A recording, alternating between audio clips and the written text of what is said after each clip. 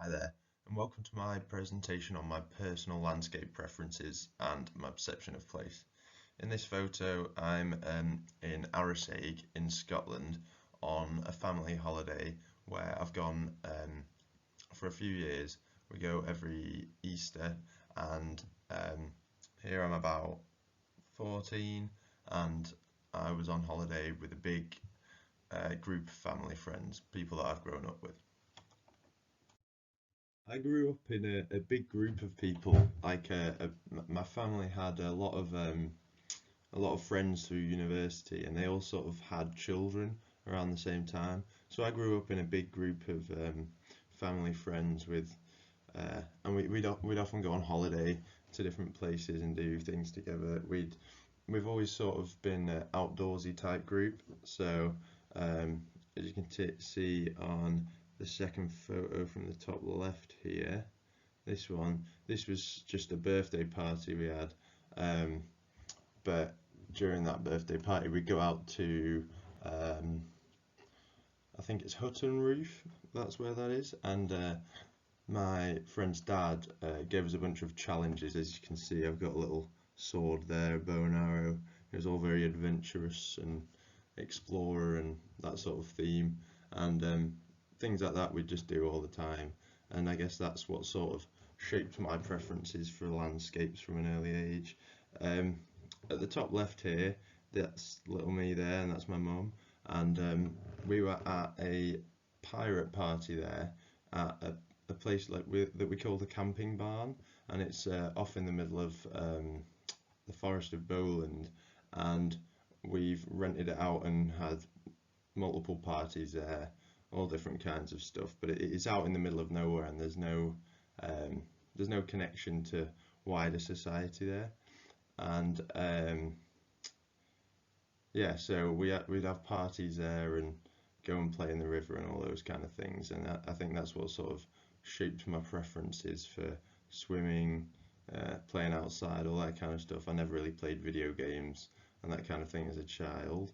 I'm a bit older here. That's me there. That was one of my birthday parties. Just as I started high school, we went off and did like an assault course through the woods. Um, Here's me learning to swim with a stick in my mouth. That was in France, actually, I think. So we would go on holiday to foreign countries and stuff, but mostly we'd go to places like Wales or Cornwall.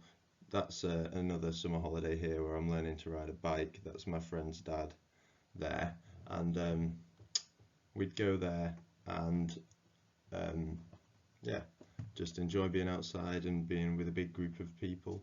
So I guess you could say it was kind of a combination of the collective and romantic gaze, even though they're kind of opposites. They've kind of worked together, and I get there, out there, and experience the outdoors away from everyone, but then we'd be with our own big group of people.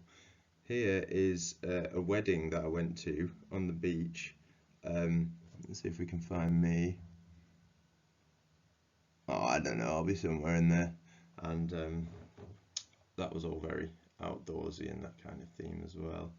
Uh, Here is the Easter egg hunt that we used to do yearly. I think I'm that tiny one at the end.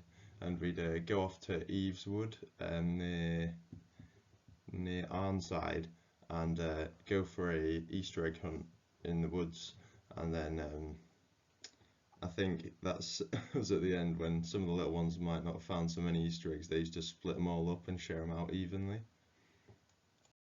In addition to my big family friend group that I've always gone on holiday with, my personal family, immediate family, we've always gone on like a summer holiday every year, and actually, I think every time we've always ended up at some kind of beach somewhere, and that's what sort of started off my love for the beach.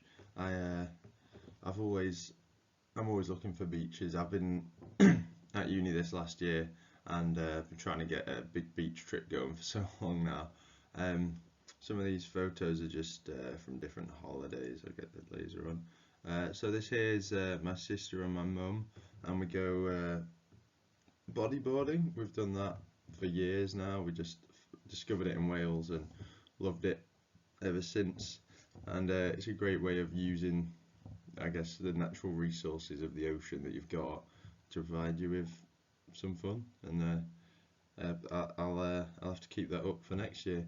Um, Over here we're in Cornwall, I think, just getting on the beach, uh, going out, and I think that was a nighttime walk there, sort of late evening. Guitar, me, I've been playing the guitar for years, and it's a good thing to do outside because sometimes the noise of it just fits well with the sound of the sea, and it's always good. We often have campfires and sing-alongs by the sea. Uh, this place is in Arisaig again, same as on the last slide, and all of my family's friends are quite musical. They have a bunch of different bands, play all the time, so everyone sort of jams together, and it's quite cool. Here we are on Windermere. Obviously, that's more recent, but that's just me finding a beach in uh, in the Lake District. And then this is also on Windermere on the same day. We're all just swimming in the lake. So I have always enjoyed being outdoors with groups of people, but I never really spent for most of my life that long outside in the wild by myself. But over lockdown, for a period of about 3 months, I stayed at my girlfriend's house, and she lives off in the hills towards Clough Pikeway, and I used to spend every day just going off and exploring by myself. I'd find a lot of abandoned buildings, like here at the bottom right. This was a whole farm and farmhouse that I found, and it was like 3 stories, and I love to explore all these kinds of things. And there was a part where there was like a fireplace and then a tree growing out of it, and it sort of showed how nature was taken back over from. Well, I know you don't like knowing what nature is, but it seemed like the tree was taking back the land from the farm that the people had built there. I found this little gate here, which is actually something I remembered from when my dad used to take me off walking when I was absolutely tiny, and we'd only walk for about 100 meters, but it'd take, an hour. And we used to come to this little gate in the middle of nowhere, so going back there and revisiting that, I took a photo of it. Um, and here is in one of the abandoned buildings I found a lot of like dead animal bones and stuff, and it was always a bit spooky, but it was quite exciting for me to be able to go off by myself and just find all these different things. This is a video of a newborn. Well, that's not a newborn, but there was 2 lambs that they'd just been born that I found, and then one of them started following me, and I sort of had to return it to its mother. If I click, it might play the video. No, I'll have to check. There we go.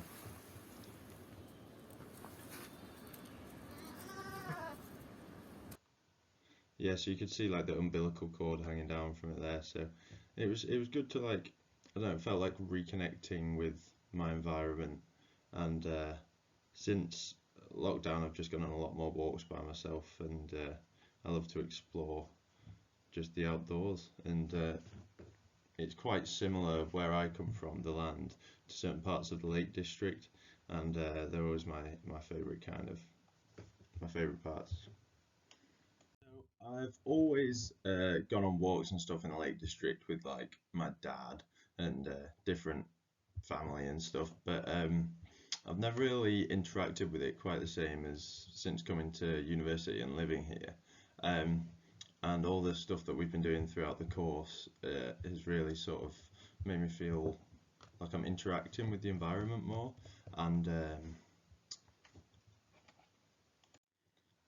it's now become one of my favourite places in England, to be honest, or in the UK. Um, Here at the top left, you see us learning to bushcraft. You're actually there for that, so you will know what I'm on about here. It was good to learn about how to make a fire properly and all that, and the whole leave no trace thing uh, is a big part of um, what's going on and how to respect your environment, especially since it's one of the landscapes that is my preferred ones. Um, Here we're rock climbing. We climbed up somewhere in the Langdales, and that was good to really just be using the wall that has been provided by the landscape and making the most of it. These two down here were in the copper mines, and it was crazy to go in there and just see how actually big they were from underneath the mountain and stuff. That I wasn't expecting them to be that kind of size and scale. Um, Here we went on a hacky sack trip to around the Fairfield Horseshoe. Hacky sack's basically like um, playing keepy ups with a football with a small sort of bean bag, and it's an activity that we've all started doing recently, and we had a lot of stops on the trip and time to play. And then here it was on an expedition between Ennerdale and the Langdale, and that was the second night. We stayed at Angle Tarn, and it was really peaceful, just us, no one else around for hours really, and it's good to get away from everything. That's what I really sort of felt there. I know I've mentioned the romantic gaze, and it was good to have a bit of sort of solitary look around at the environment and just see the landscape for myself without being interrupted by other people. Here's my first time bivvying during the protest for accommodation. That's just outside the barn there, but it was good to sleep under the stars, and it was just fun anyway, even though we were in the middle of a protest against the university. Here we were measuring a catchment in the river, and that was near Buxton's Jump, so we could work out how much water flows through every year and things like that. It's not just the England and the Lake District where that are um, just landscapes that are my preferences, but also on this slide you can see a bunch of different places that I've been to, sort of all over the world. This here is in France, and I think it's Lyon. Yeah, that's Lyon in France, and I went on a school trip there in the year 10, and it was like a French exchange, and it was mad to me just to see the size of the city. It was massive, and it went on for miles, and I'd never really seen much places like that before. I mean, I've been to Manchester and stuff, but obviously I never seen it all from above in that kind of way, and that sort of really stuck with me. So I took a photo of all this, and then we explored a lot of the city. Down here you've seen that was the first photo. That's Arisaig, which is at the very top of Scotland, and there's just a beach where there's no people really. It's very empty, but it's a beautiful place. We'd go camping there for a week, and there's sort of, yeah, a lot of good memories from that place. So I really like that, and I loved all the sand dunes and stuff. And then here, well, these photos all around here are from Florida, where I went because my girlfriend's family took me sort of at the end of high school, and it was interesting to see all the different types of wildlife. Like, I don't know what that bird is, but there were these massive sort of lakes all around because it's just such a flat area. They have big lakes around on the sides of the road, and they have alligators living in those lakes, and it's just very different to how it is here. Like, there's always the danger of walking too close to the lake and getting eaten by an alligator and stuff like that. So it's really interesting for me to go there. It's one of my favourite places I've been to. Here you can see sort of the flatness of the land, and there's one of the lakes there, there's another one here, and they're just all over the place. And it was completely different to England, but that didn't mean I didn't like it. And yeah, so I definitely preferred landscape, even though there's not big hills everywhere. It's sort of opposite of the Lake District. That's still one of my favourite places. So yeah, thanks very much for watching my presentation on my personal preferences of landscapes. This is just me, my sister and her boyfriend chilling in a tree house that I made in my garden over lockdown. I mean, tree house is a bit of a stretch. It was sort of a few planks that you could sit on in the tree, but yeah, it was fun. Anyway, thanks very much.